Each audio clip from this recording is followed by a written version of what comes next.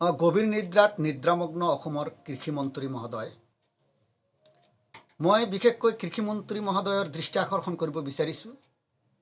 Attention কৃষিমন্ত্ৰী মহোদয়, অসমত মূল্যবৃদ্ধিৰ দৰে জ্বলন্ত সমস্যাত ককবগাই থকা সাধাৰণ জনতা এতিয়া আকৌ কৃষক শ্ৰেণীৰ মানুহেও সেই অভাৱ অভিযোগৰ মাজত দিন পাৰ কৰাৰ উপৰিও আজি অধিক মূল্যত সাৰ কিনিব লগা হৈছে। অতিকৈ প্ৰয়োজনীয় সাৰ, যি সাৰ নহ'লে কোনো কৃষকেই কৃষি কৰ্মত কৃতকাৰ্যত হ'ব নোৱাৰে। আৰু সেই কৃষি কৰ্মত প্ৰয়োজনীয় অতিকৈ সাৰ আজি অতি বহুত মূল্যত কিনিব লগা হৈছে। পৰ্যাপ্ত পৰিমাণৰ সাৰ নথকাৰ বাবেই আজি এই অৱস্থা। আৰু বহুতো কৃষকে আত্মহত্যাৰ দৰে পথ বাছি লোৱাৰ বাহিৰে কোনো বিকল্প নাই যেন অনুমান হৈছে। আজি সাৰৰ নাটনিয়ে যি DAP সাৰে 1000ৰ পৰা 1200 টকাৰ ভিতৰত কিনিব পাৰিছিল, সেই সাৰ এতিয়া 1900ৰ পৰা 2000 হৈছেগৈ। আৰু ইউৰিয়া 500ৰ পৰা 600 টকাৰ ঠাইত এতিয়া 1200 টকা হৈছেগৈ।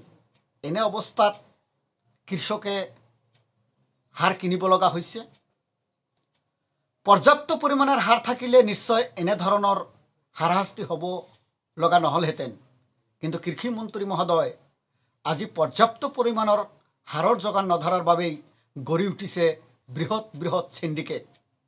মোৰ অনুমান হয় আপুনিও সেই পৰিকল্পিত চিণ্ডিকেটৰ এজন মহানায়ক বুলি।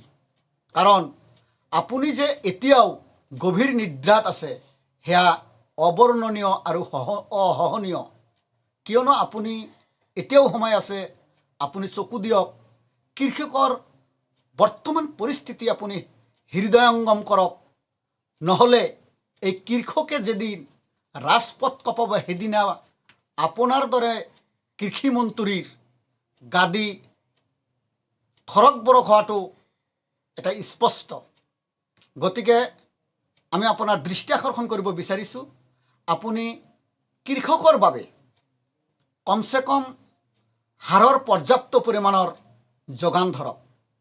আৰু যি মূল্য বৃদ্ধিয়ে আজি কৃষকৰ ওপৰত মাধমাৰ সদাইছে, আৰু যদি সেই কৃষকে কৃষি কৰ্মৰ পৰা বিৰত থাকিব লগা হয়, অনাগত দিনত আৰু মূল্য বৃদ্ধিয়ে সাধাৰণ জনতাৰ কি অৱস্থা হ'ব আপুনি ভাবিব পাৰিছেনে কৃষিমন্ত্ৰী মহোদয়?